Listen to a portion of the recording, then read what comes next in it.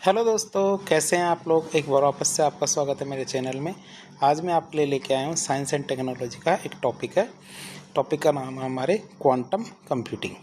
अब आप सोचेंगे कि कंप्यूटिंग ये अलग कंप्यूटिंग से किस प्रकार अलग है, क्यों? क्योंकि इसके नाम के आगे क्या लगा हुआ है? क्वांटम शब्द लगा हुआ है।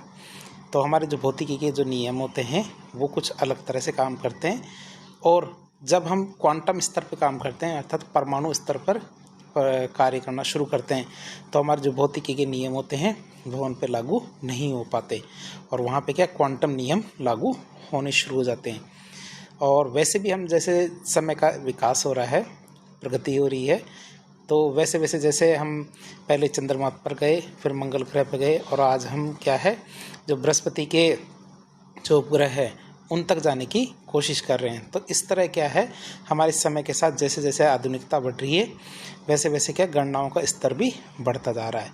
अब हमें क्या है बहुत ज़्यादा जटिल गणनाएं करनी पड़ती है, और उन जटिल गणनाओं में भी सटीकता होना आवश्यक है। इसीलिए जो हमारे परंपरागत कंप्यूटर होते हैं, जो नॉर्मल कंप्यूटर होते हैं, जिन्हें हम सुपर कंप्यूटर कहते हैं, वो भी आज एक नॉर्मल कंप्यूटर बन के रह गए हैं, और उन जटिल गणनाओं को करने में वो सक्षम नहीं रहे हैं। इसलिए क्या है कि वैज्ञानिकों ने नए नए कंप्यूटरों का विकास किया है और परमाणु स्तर पर जाकर गणनाओं को करने का प्रयास किया है, और इसी कड़ी में क्या है क्वांटम कंप्यूटर का विकास किया जा रहा है। तो आज हम बात करेंगे इन्हीं क्वांटम कंप्यूटर्स के बारे में, जो गणनाओं की बड़ी बड़ी गणनाएं क्या है चुटकियों में करने के लिए सक्षम होते हैं। तो क्वांटम कंप्यूटर की बात करें तो क्वांटम प्रौद्योगिकी, जो क्वांटम टेक्नोलॉजी है, ये क्वांटम यांत्रिकी के सिद्धांतों पर आधारित एक तकनीक होती है। तो ये क्या होती है? क्वांटम यांत्रिकी के सिद्धांतों पर आधारित एक तकनीक है जो परमाणुओं और प्राथमिक कणों के पैमाने पर प्रकृति का अध्ययन करती है। ये क्या करती है? परमाणुओं और प्राथमिक कण हैं उनके पैमाने पर प्रकृति का अध्ययन करती है। अब आप सोचेंगे क्वांटम कंप्यूटर दिखते कैसे हैं, तो आपको बगल में जो चित्र बना हुआ है इस तरह के क्वांटम कंप्यूटर दिखते हैं। अब आप सोचेंगे ये तो छोटा सा है। वैसे आपने टोनी स्टार्क का नाम सुना है, जिन्हें आयरन मैन कहते हैं। तो उनके जो सीने में एक छोटा सा कंप्यूटर सा लगा हुआ था। यदि आपको समझ में आ रहा हो कि किसकी बात कर रहा हूँ मैं, तो वह भी एक प्रकार का क्वांटम कंप्यूटर ही था। तो ऐसी कोई भी गतिविधि जो सूचनाओं को प्रबंधित करने, संसाधित करने और संचार करने के लिए क्या, सबसे पहले हम देखेंगे कंप्यूटिंग किसे कहते हैं। कि ऐसी कोई भी गतिविधि जो सूचनाओं को प्रबंधित करने, संसाधित करने और संचार करने के लिए कंप्यूटर का उपयोग करती है, उसे हम क्या कहते हैं? कंप्यूटिंग कहते हैं। और इसमें हार्डवेयर और सॉफ्टवेयर दोनों चीज़ों को शामिल किया जाता है। इसमें कौन कौन सी चीज़? हार्डवेयर, सॉफ्टवेयर दोनों को शामिल किया जाता है। तो इस तरह एक प्रॉपर परिभाषा देखने का प्रयास करें क्वांटम कंप्यूटिंग की। तो क्वांटम कंप्यूटिंग क्वांटम प्रौद्योगिकी के सिद्धांतों के आधार पर क्या है? क्वांटम कंप्यूटिंग क्या होता है? क्वांटम प्रौद्योगिकी के सिद्धांतों के आधार पर कंप्यूटर प्रौद्योगिकी के विकास से संबंधित है। क्या है क्वांटम कंप्यूटिंग? क्या क्वांटम प्रौद्योगिकी के सिद्धांतों के आधार पर क्वांटम प्रौद्योगिकी के विकास से संबंधित है, जो क्या करता है? क्वांटम मतलब परमाणु या उप परमाणु के स्तर पर जो पदार्थ और ऊर्जा होते हैं, क्या परमाणु और उप परमाणु के स्तर पर जो ऊर्जा और पदार्थ होती है उसकी प्रकृति और उसके व्यवहार का अध्ययन करती है। जो हमारे परमाणु और उप परमाणु स्तर पर पदार्थ जो ऊर्जा है उसकी प्रकृति और उसके व्यवहार का अध्ययन करती है। तो इसके अंदर हम ये करते हैं। फिर बात करते हैं हमारे क्वांटम भौतिकी के कुछ सिद्धांत होते हैं। तो क्वांटम भौतिकी के सिद्धांतों के बारे में बात करें तो बात करते हैं क्वांटम भौतिकी के सिद्धांत। तो क्वांटम कंप्यूटर का संचालन क्वांटम भौतिकी के दो प्रमुख सिद्धांतों पर आधारित होता है। एक सिद्धांत होता है हमारा क्वांटम सुपरपोजिशन, एक होता है हमारा इंटेंगलमेंट। क्या? इंटेंगलमेंट मतलब उलझाव। सबसे पहले बात करते हैं क्वांटम सुपरपोजिशन किसे कहते हैं। क्वांटम सुपरपोजिशन का मतलब है कि प्रत्येक क्यूबिट एक ही समय में 1 और 0 दोनों प्रदर्शित कर सकता है। जैसे हमारे नॉर्मल बिट होते हैं, क्या नॉर्मल बिट होते हैं। अब आप सोचेंगे बिट क्या होता है? जैसे हमारे कंप्यूटर में जो भंडारण की इकाई होती है वो क्या कहलाती है? बिट कहलाती है। और 4 बिट मिलके 8 बाइट बनाते हैं। क्या? 4 बिट मिलके 1 बाइट बनाते हैं। क्या? 4 बिट मिलके 1 बाइट बनाते हैं। तो वही बात आती है। तो बिट सबसे छोटी इकाई होती है हमारी भंडारण की। तो सुपरपोजिशन की बात करते हैं। सुपरपोजिशन का मतलब, क्वांटम सुपरपोजिशन का मतलब है कि प्रत्येक क्यूबिट एक ही समय में 1 और 0 दोनों प्रदर्शित कर सकता है। ये मैं के बाद 1 है, ये ध्यान रखना, ये 1 है, यहाँ पे 1 है। तो 1 और 0 दोनों प्रदर्शित कर सकते हैं। और हमारे बिट के अंदर क्या होता है, या तो 0 प्रदर्शित होता है या फिर 1 प्रदर्शित होता था। फिर इंटेग्रलमेंट की बात करें तो इंटेग्रलमेंट से तात्पर्य है कि एक सुपरपोजिशन में क्यूबिट एक दूसरे के साथ सहसंबंध हो सकते हैं। तो इंटेग्रलमेंट का तात्पर्य क्या है कि एक सुपरपोजिशन में क्यूबिट्स क्या है, एक दूसरे के साथ सहसंबंध ये जुड़ सकते हैं। अर्थात एक क्यूबिट की स्थिति चाहे वह 1 हो या 0 हो, दोनों की स्थिति पर निर्भर हो सकती है। ऐसा नहीं है केवल 0 की पे होगी कि केवल 1 की पे होगी, ये दोनों की स्थिति पर निर्भर हो सकती है। जैसे आप चित्र में भी देख सकते हैं कि जो हमारे नॉर्मल बिट होते हैं, इसमें या तो 0 होता है, 0 का मतलब ऑफ, 1 का मतलब ऑन। क्यूबिट में क्या है, 0 और 1 के बीच में इसकी स्थिति हो सकती है। क्या 0 और 1 के बीच में इसकी स्थिति हो सकती है। तो एक क्यूबिट की स्थिति को बदलने से एक क्यूबिट की स्थिति को बदलने से दूसरे की स्थिति भी तुरंत पूर्वानुमानित तरीके से बदल जाती है। जैसे पहले अनुमान किया जाता है उसी तरीके से उसकी स्थिति बदल जाती है। तो हम इसको समझ सकते हैं कि एक क्यूबिट की स्थिति को बदलने से दूसरे की स्थिति भी तुरंत और पूर्वानुमानिक जो तरीका है उसी तरीके से बदल जाती है।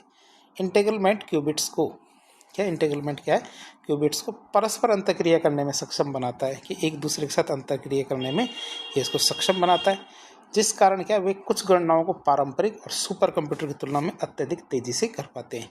और ये इतने तेज़ी से गणनाएं क्यों कर पाते हैं, क्योंकि इसका कारण यही है, क्योंकि इंटेग्रलमेंट क्यूबिट्स को परस्पर अंतःक्रिया करने में सक्षम बनाता है, जिस कारण वे कुछ गणनाओं को पारंपरिक सुपर कंप्यूटर की तुलना में अत्यधिक तेज़ी से कर पाते हैं। और अल्बर्ट आइंस्टीन ने इस घटना को दूरी पर डरावनी क्रिया कहा है। दूरी पर डरावनी क्रिया कहा किसने, अल्बर्ट आइंस्टीन ने। तो हमने ये दोनों सिद्धांतों को देख लिया। फिर एक कॉन्सेप्ट आता है, कॉन्सेप्ट का नाम है क्वांटम सुपरमेसी या क्वांटम वर्चस्व। जिस क्वांटम सुपरमेसी या क्वांटम वर्चस्व कहेंगे। तो क्वांटम सुपरमेसी शब्द 2011 में California institute of technology California institute of technology के प्रोफेसर थे जॉन प्रेस्किल के द्वारा दिया गया था। क्वांटम सुपरमेसी शब्द 2011 में कैलिफोर्निया इंस्टीट्यूट ऑफ टेक्नोलॉजी के प्रोफेसर जॉन प्रेस्किल के द्वारा दिया गया था। क्वांटम सुपरमेसी से मतलब क्या होता है, क्वांटम सुपरमेसी का तात्पर्य है कि क्वांटम कंप्यूटर के द्वारा ऐसी गणना या टास्क करना, क्वांटम कंप्यूटर के द्वारा ऐसी गणना या टास्क करना जिससे जो हमारे परंपरागत कंप्यूटर है, जो नॉर्मल हमारे सुपर कंप्यूटर है, बढ़िया से बढ़िया कंप्यूटर है, अपने सामान्य जीवन काल में ना कर सकता हो, ऐसी और इतनी भयंकर गणनाएं करना, इसे क्वांटम सुपरमेसी कहेंगे। और ये शब्द किसने दिया था, जॉन प्रेस्किल ने। यह अवधारणा उस अति उच्च गति से संबंधित होती है जिस पर एक क्वांटम कंप्यूटर कार्य करता है। जिस पर क्वांटम कंप्यूटर कार्य करता है तो उस उच्च गति पे कार्य करती है। गूगल ने दावा किया था कि उसने जो पहला क्वांटम कंप्यूटर था साइकेमोर, उसने 200 सेकंड में एक गणना की थी। जो गूगल का दावा था कि उसका एक क्वांटम कंप्यूटर था साइकेमोर, उसने 200 सेकंड में एक गणना की थी, जिसमें आज के जो सबसे उन्नत सुपर कंप्यूटर है IBM समिट, जो सबसे टॉप क्लास का है, उसको लगभग 10,000 साल लगते उस गणना को करने में। लेकिन जो गूगल का साइकेमोर है, इसने उस गणना को 200 सेकंड में ही करके दिखा दिया। अब हम देखेंगे जो हमारा क्वांटम कंप्यूटर है, इसके अनुप्रयोग मतलब कहाँ कहाँ काम आ सकता है। ये सबसे पहले एग्रीकल्चर में, तो इसका उपयोग बड़े पैमाने पर उत्पादन की सटीक और दीर्घकालिक योजना बनाने के लिए किया जा सकता है। इसका उपयोग कैसे कर सकते हैं कि बड़े पैमाने पर हम क्या कर सकते हैं, उत्पादन की सटीक और दीर्घकालिक योजना बना सकते हैं, जिससे उपज और दक्षता में वृद्धि होगी। इससे क्या होगा, उपज और दक्षता में वृद्धि होगी। किसान प्रभावी ढंग से उर्वरक तैयार कर सकते हैं। इसी वजह से किसान प्रभावी ढंग से उर्वरक तैयार कर सकते हैं। उद्योग की बात करें तो उद्योग में किस तरह काम आ सकती है। क्वांटम कंप्यूटिंग औद्योगिक क्रांति नंबर 4 का एक हिस्सा है। जो आपको तो पता ही होगा, औद्योगिक क्रांति नंबर 4 मतलब औद्योगिक क्रांति नंबर 4 का मतलब क्या है। तो औद्योगिक क्रांति नंबर 4 में हम internet of things, machine learning, robotics, कृत्रिम बुद्धिमत्ता, क्वांटम कंप्यूटिंग जैसी जो टेक्नोलॉजीज़ है, इनके जो विकास का कार्य कर रहे हैं, तो उसका लाभ उठाने में हमारे क्वांटम कंप्यूटिंग काफ़ी ज़्यादा फायदेमंद कर सकती है। मतलब इनका फ़ायदा क्वांटम कंप्यूटर के माध्यम से उठाया जा सकता है। फिर एक चीज़ आती है हमारे fluorescent quantum dots, multi colour fluorescent quantum dots क्या मल्टी कलर बायो इमेजिंग और सेलुलर प्रोटीन लेबलिंग में सहायता करते हैं। क्या फ्लोरोसेंट क्वांटम डॉट्स क्या करते हैं मल्टी कलर बायो इमेजिंग और सेलुलर प्रोटीन लेबलिंग में सहायता करते हैं। और QLED जो हमारे टीवी आते हैं QLED, तो quantum dot light emitting diode, तो इसका निर्माण हमारे इससे किया जा सकता है। फिर एरोस्पेस की बात करें तो क्वांटम कंप्यूटिंग में विमान मॉडलिंग, सिमुलेशन और अनेक कंप्यूटेशनल जो चुनौतियां हैं उनको हल करने में अपार संभावना है। मतलब इसकी मदद से वो आसानी से की जा सकती है। क्या किया जा सकता है कि क्वांटम कंप्यूटिंग में हमारे विमान मॉडलिंग, सिमुलेशन और अनेक कंप्यूटेशनल जो चुनौतियां हैं उनको हल आसानी से किया जा सकता है। यह क्या एक वाणिज्यिक विमान को संचालित करने के लिए क्या एक वाणिज्यिक विमान है, जैसे हमारे हवाई जहाज होते हैं।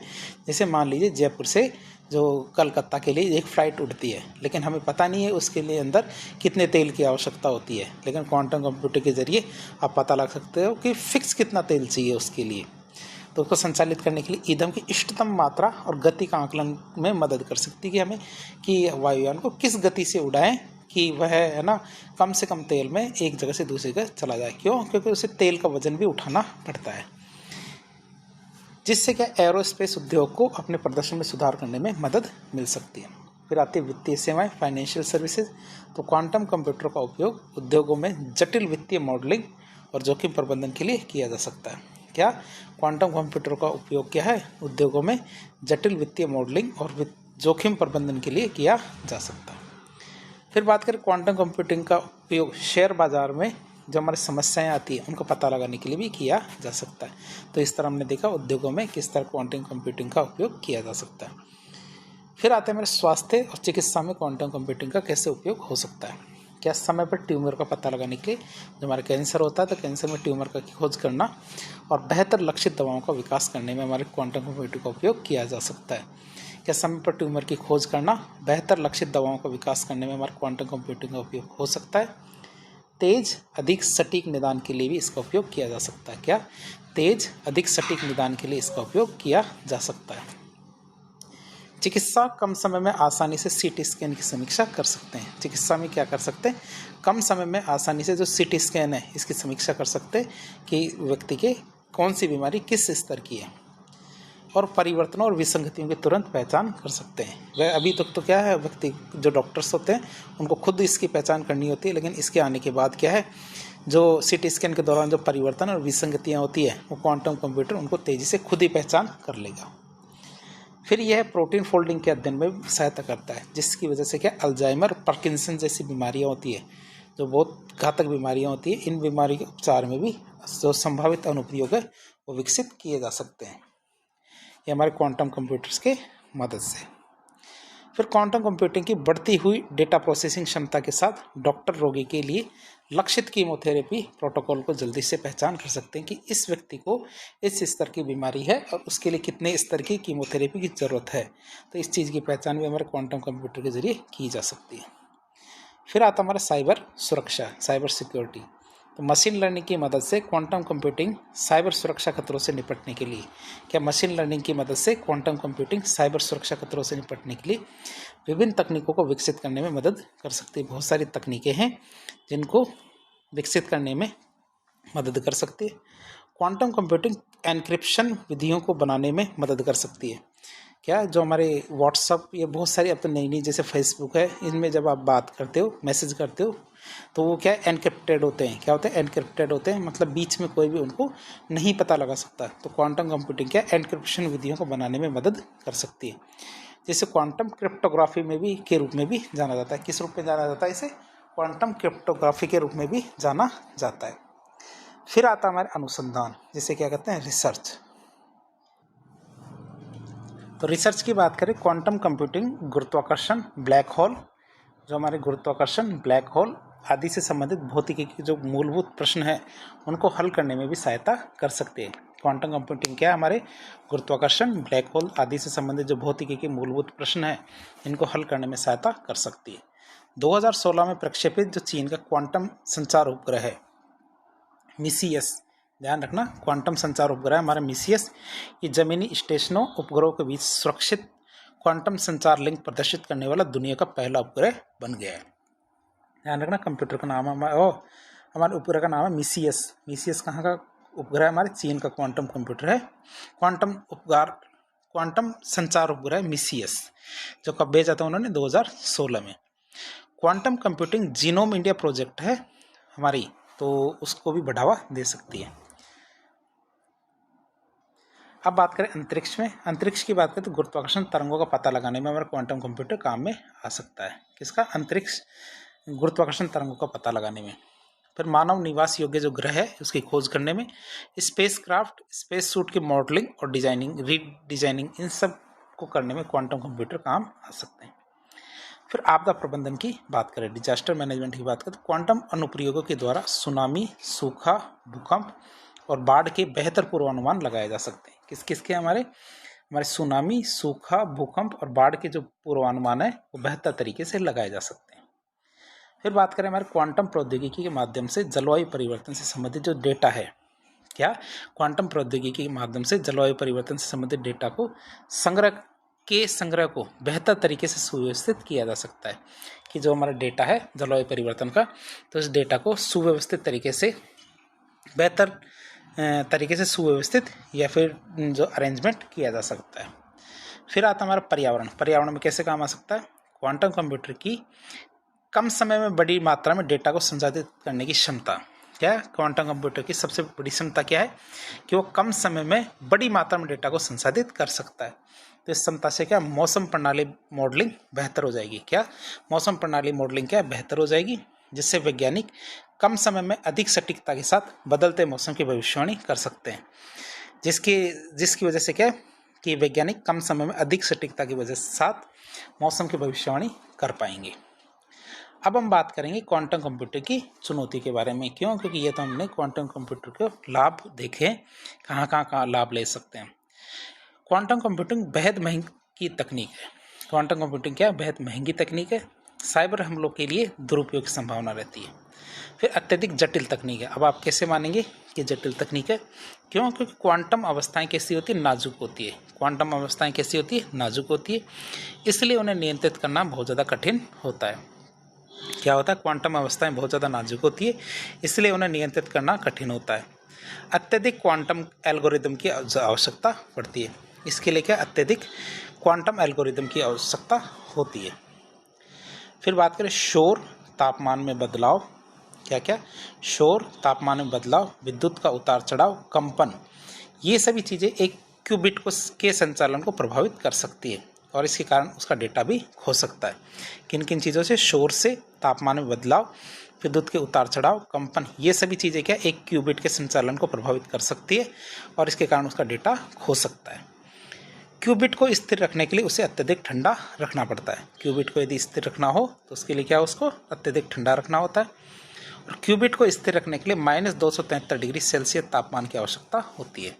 क्या? क्यूबिट को स्थिर रखने के लिए -273 डिग्री सेल्सियस तापमान की आवश्यकता होती है। और -273 डिग्री सेल्सियस तापमान को हासिल करना और बनाए रखना इतना आसान काम नहीं है, ये बहुत मुश्किल काम है। अब हम बात करेंगे भारत इसके लिए क्या क्या कार्य कर रहा है। भारत ने अब इसके लिए राष्ट्रीय क्वांटम मिशन या नेशनल क्वांटम मिशन की शुरुआत की है। कब की थी? ये अप्रैल 2023 में हमारे नेशनल क्वांटम मिशन की शुरुआत की गई थी। कब से कब तक? 2023 से 2031 तक 8 वर्षों के लिए हमारे नेशनल क्वांटम मिशन की शुरुआत की गई थी। इसके लिए हमारे 6003 करोड़ रुपए का बजट जारी किया गया था। मतलब नॉर्मली 6000 करोड़ रुपए का बजट जारी किया गया था। उद्देश्य क्या था? भारत को क्वांटम तकनीक में वैश्विक रूप से अग्रणी बनाना है। मतलब शुरुआत तो हो कहीं से कि हम क्वांटम टेक्नोलॉजी में कार्य कर रहे हैं। अब बात करें किन किन क्षेत्रों में कार्य किया जाएगा। सबसे पहले क्वांटम कंप्यूटिंग, तो 50 से 1000 क्यूबिट वाला कंप्यूटर बनाना है। क्या? 50 से 1000 क्यूबिट वाला कंप्यूटर बनाना पहली हमारी प्रायोरिटी है।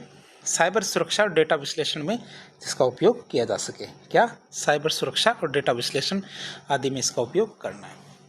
फिर बात करें क्वांटम संचार। क्या? क्वांटम संचार की बात करें तो हैक प्रूफ नेटवर्क बनाना है कि जैसे हमारे प्रधानमंत्री, राष्ट्रपति, हमारी सुरक्षा एजेंसी हैं, जब वो आपस में संचार करें तो ऐसा संचार होना चाहिए कि वो हैक प्रूफ हो, उसको कोई भी सुन ना सके, उसको कोई भी क्रैक ना कर सके। फिर क्वांटम की वितरण, ये QKD मतलब क्वांटम की वितरण है, इस तकनीक को विकसित करना है। फिर क्वांटम सेंसिंग और मेट्रोलॉजी, तो सटीक मापन यंत्र है, इसके ज़रिए हम क्या सटीक मापन यंत्र बनाएंगे जो हमारे क्वांटम सेंसिंग और मेट्रोलॉजी है, और स्वास्थ्य, भूविज्ञान और रक्षा में इसका उपयोग करेंगे। क्या क्या? स्वास्थ्य, भूविज्ञान और रक्षा में इसका उपयोग करेंगे। फिर आता क्वांटम सामग्री, तो सुपर कंडक्टर और 2D मटेरियल्स का विकास किया जाएगा। सुपर कंडक्टर और 2D मटेरियल्स है, इसका विकास किया जाएगा। इसके अंदर किस किस का? सुपर कंडक्टर और 2D मटेरियल्स का विकास किया जाएगा। अब मुख्य विशेषताओं की बात करें तो 4 राष्ट्रीय थीमेटिक हब बनेंगे। अब आप सोचेंगे 4 कौन कौन से हैं? ये 4 ऊपर गए हैं, यही 4 है। पहला क्वांटम कंप्यूटिंग, दूसरा क्वांटम संचार, तीसरा क्वांटम सेंसिंग एंड मेट्रोलॉजी, और चौथा हमारा क्वांटम सामग्री। ये 4 राष्ट्रीय थीमेटिक हब है, इनका विकास किया जाएगा। फिर वैज्ञानिकों, छात्रों और स्टार्टअप्स को सहयोग किया जाएगा। फिर राष्ट्रीय सुरक्षा, डिजिटल विकास को बढ़ावा दिया जाएगा। क्या? राष्ट्रीय सुरक्षा, डिजिटल विकास को बढ़ावा दिया जाएगा। अब परीक्षा में आपके यह आ जाए कि जो हमारा क्वांटम कंप्यूटिंग और परंपरागत कंप्यूटिंग है, उसमें अंतर बताइए कि ऐसा कौन सा विकास हुआ है, कौन सा क्या क्या परिवर्तन हुआ है। तो बात करते हैं इन दोनों के बारे में कि क्वांटम कंप्यूटिंग और परंपरागत कंप्यूटिंग में क्या अंतर है। क्वांटम कंप्यूटिंग की बात करें तो क्वांटम यांत्रिकी या क्वांटम भौतिकी की घटना पर आधारित होते हैं। ये क्या होता है? क्वांटम यांत्रिकी या क्वांटम भौतिकी की जो घटना है उस पर आधारित होते हैं। जबकि परंपरागत कंप्यूटिंग क्या है? शास्त्रीय भौतिकी की घटना होती है ना, उस पर आधारित होते हैं। क्वांटम कंप्यूटिंग की बात करते हैं, इसमें सूचना भंडारण और हेरफेर, क्या? सूचना भंडारण और हेरफेर, क्वांटम बिट या क्यूबिट, क्वांटम बिट को क्या बोलते हैं? क्यूबिट, यानी कि 0 और 1 पे आधारित होते हैं। और जानकारी का प्रतिनिधित्व करने के लिए 0 और 1 दोनों की सुपरपोजिशन स्थिति होती है। क्या? 0 और 1 की कैसी होती है? सुपरपोजिशन स्थिति होती है। जबकि हमारे परंपरागत कंप्यूटिंग में क्या होता है? सूचना भंडारण और हेरफेर बिट पे आधारित होते हैं, न कि क्यूबिट पे, जो कि वोल्टता या चार्ज पे आधारित होते हैं। यदि निम्न है तो उसको 0 कहेंगे और उच्च है तो उसे 1 कहेंगे। जो वोल्टता ये चार्ज है, यदि निम्न है तो उसे 0 कहेंगे और उच्च है तो उसे 1 कहेंगे। बात करें हमारे क्वांटम की, क्वांटम कंप्यूटिंग की, तो एक समय में 1 से अधिक अवस्थाओं में होना संभव है। जो हमारे एक क्यूबिट्स है, ये क्या है? एक समय में 1 से अधिक अवस्थाओं में होना संभव है। जबकि हमारा बिट की बात करें तो ये एक निश्चित समय में केवल एक ही अवस्था में होने की संभावना या तो चालू है या बंद है। चालू मतलब 1, बंद मतलब 0। अब बात करें क्वांटम कंप्यूटिंग की, तो क्वांटम कंप्यूटर में डेटा प्रोसेसिंग, क्या? क्वांटम प्रोसेसिंग यूनिट, ये QPU इसमें की जाती है। क्या? ये क्वांटम कंप्यूटर में डेटा प्रोसेसिंग क्या है? क्वांटम प्रोसेसिंग यूनिट, ये QPU में की जाती है, जिसमें कई इंटरकनेक्टेड क्यूबिट्स होते हैं। जिसमें क्या होते हैं? जो उलझाव वाले क्या होते हैं? कई इंटरकनेक्टेड क्यूबिट्स होते हैं। जबकि हमारे पारंपरिक कंप्यूटरों में डेटा प्रोसेसिंग एक सेंट्रल प्रोसेसिंग यूनिट, ये CPU में की जाती है, जिसमें अंकगणित और तर्क इकाई, जिसे ALU कहते हैं, प्रोसेसर, रजिस्टर और एक नियंत्रित इकाई शामिल होती है। फिर बात करें क्वांटम कंप्यूटर बहुत बड़ी गणना की अनुमति देते हैं, मतलब इसके ज़रिए हम क्या बहुत बड़ी गणना आसानी से कर सकते हैं। क्या कर सकते हैं? बहुत बड़ी गणना को आसानी से कर सकते हैं। शास्त्रीय कंप्यूटर आकार और जटिलता के मामले में सीमित है, मतलब इनकी क्षमताएं सीमित है। तो इस तरह हमने क्वांटम कंप्यूटर और परंपरागत कंप्यूटर में अंतर देख लिया। अब हम बात करेंगे दुनिया में कौन कौन से कंप्यूटर विकसित कर लिए गए हैं क्वांटम कंप्यूटर के नाम से जो जाने जाते हैं। एक आता हमारा IBM क्वांटम, ये किसने विकसित किया? IBM के द्वारा। इसका नाम है IBM ईगल नाम दिया गया, जिसमें कितना है? 127 क्यूबिट्स है। फिर IBM ऑस्प्रे, जिसमें 433 क्यूबिट्स है। तो आप देख सकते हैं 2 कंप्यूटर IBM के द्वारा बनाए गए। एक तो IBM ईगल, जिसमें 127 क्यूबिट्स है, और IBM क्या है? ऑस्प्रे, जिसमें हमारा 433 क्यूबिट्स है।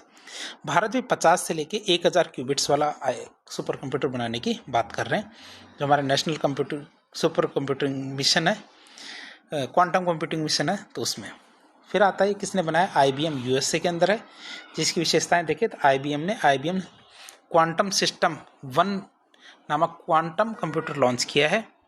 IBM ऑस्प्रे में 433 क्यूबिट्स है, और यह IBM का अब तक का सबसे बड़ा क्वांटम प्रोसेसर है। IBM का लक्ष्य यह है कि 2025 तक हम 1000 प्लस क्यूबिट्स वाला प्रोसेसर लॉन्च कर देंगे, जिसका नाम क्या रखेंगे? कॉन्डोर। क्या? कॉन्डोर नाम रखेंगे, जिसमें क्या है 1000 से ज़्यादा क्यूबिट्स होंगे। कब तक लॉन्च करेंगे? 2025 तक, और अभी 2025 ही चल रहा है। फिर बात करें गूगल का साइकेमोर, गूगल ने विकसित किया है, जिसका नाम क्या है? साइकेमोर कंपनी है गूगल AI क्वांटम, विशेषता क्या है, इसमें 54 क्यूबिट्स है। कितने? 54 क्यूबिट्स है इसके अंदर, जो साइकेमोर है इसके अंदर। गूगल ने 2019 में दावा किया था कि उसके जो क्वांटम कंप्यूटर है उसने 200 सेकंड में वो जो काम किया है वह पारंपरिक सुपर कंप्यूटर को 10,000 साल लगते, इतना समय लगता, जो उनको 200 सेकंड में काम करके दिया। इसी से एक शब्द निकल के आया था, क्वांटम सुपरमेसी। तो क्वांटम सुपरमेसी का सबसे पहला उदाहरण किसे माना जाता है? ये हमारे साइकेमोर को, जो गूगल का क्वांटम कंप्यूटर है। फिर आता है तीसरा डी वेव या डी वेव सिस्टम, जो कनाडा का है। ये D wave system D wave advantage जो हमारे कंप्यूटर का नाम है, कहाँ का है? कनाडा का कंपनी है डी वेव सिस्टम्स। इसकी विशेषता देखें तो ये 5000 प्लस क्यूबिट्स तक स्केलेबल क्वांटम एनीलिंग सिस्टम है।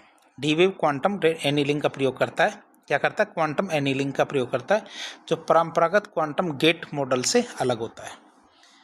जो हमारा परंपरागत क्वांटम गेट मॉडल है इससे थोड़ा अलग है। इसमें 5000 क्या है से ज़्यादा क्यूबिट्स तक स्केलेबल एनीलिंग सिस्टम कहेंगे इसे। इसका प्रयोग किस में करेंगे? इसका प्रयोग हमारे ऑप्टिमाइजेशन प्रॉब्लम्स के लिए किया जाता है, जैसे हमारा ट्रैफिक नियंत्रण, लॉजिस्टिक्स, इनको हल करने के लिए किया जा रहा है। फिर IONQ क्वांटम कंप्यूटर जो USA का है, ये ट्रैप्ड आइकन इस पर आधारित है। क्या? ट्रैप्ड आयन पे आधारित है। कंपनी कौन है? IONQ INC ये कंपनी है, इसने इसको बनाया। विशेषता की बात करें, बहुत हाई फिडेलिटी है और बेहतर एरर करेक्शन के साथ इसको काम किया जाता है। फिर अमेजन वेब सर्विसेज और गूगल क्लाउड्स इस पे उपलब्ध है, मतलब इस पे उपलब्ध है। फिर आता है रेगिटी कंप्यूटिंग की बात करें, ये भी USA का है। कंप्यूटर का नाम है एस्पेन सीरीज। तकनीक की बात करें तो सुपर कंडक्टिंग जो हमारे क्यूबिट्स है, ये तकनीक काम है। विशेषता की बात करें तो ये क्वांटम क्लाउड्स प्लेटफॉर्म प्रदान करते हैं, जैसे फॉरेस्ट नामक SDK के माध्यम से, कि क्लाउड कंप्यूटिंग वाले जो प्लेटफॉर्म है वो उपलब्ध करवाते हैं। भविष्य की योजनाओं की बात करें तो भविष्य में कौन कौन सी योजनाएं हैं इनकी, कि IBM, गूगल और अन्य कंपनियां 1000 प्लस क्यूबिट्स से ऊपर के फॉल्ट टॉलरेंट जो क्वांटम कंप्यूटर विकसित करने की दिशा में कार्य कर रही है। माइक्रोसॉफ्ट और इंटेल जैसी भारतीय कंपनियां भी क्वांटम कंप्यूटर के क्षेत्र में काम कर रही है, जैसे हमारे topological qubits, cryogenic control chips, इन क्षेत्रों में कार्य कर रही है। अब भारत की बात करते हैं, भारत क्या क्या प्रयास कर रहा है, भारत किन किन क्षेत्रों में क्या क्या कार्य कर रहा है। तो भारत की बात करें तो भारत में अभी पूरी तरह से ऑपरेशनल क्वांटम कंप्यूटर नहीं है। क्या? पूरी तरह से भी जिसको काम में लिया जा सके तो ऑपरेशनल क्वांटम कंप्यूटर नहीं है, लेकिन IIT मद्रास, IISc बेंगलोर और DRDO क्वांटम सिम्युलेटर और संचार प्रणाली पे काम कर रहे हैं। और एक सबसे खास बात, जो हमारे संयुक्त राष्ट्र संघ UN है, उन्होंने 2025 को क्वांटम विज्ञान प्रौद्योगिकी IYQ के अंतर्राष्ट्रीय वर्ष के रूप में मनाने का निर्णय किया है। किसके रूप में? क्वांटम विज्ञान और प्रौद्योगिकी के रूप में अंतर्राष्ट्रीय वर्ष। कौन सा वर्ष? हमारा 2025 जो वर्तमान में चल रहा है, इसके रूप में मनाने की घोषणा की है। तो इस तरह आज का एक लेक्चर देखा जिसमें हमने क्वांटम कंप्यूटर के बारे में बहुत कुछ जानने की कोशिश की। तो इस प्रकार के इन्फॉर्मेटिव वीडियो देखने के लिए हमारे चैनल से जुड़े। वीडियो यदि पसंद आए तो वीडियो को लाइक करें, चैनल को सब्सक्राइब करें, अपने दोस्तों के साथ शेयर करें। धन्यवाद।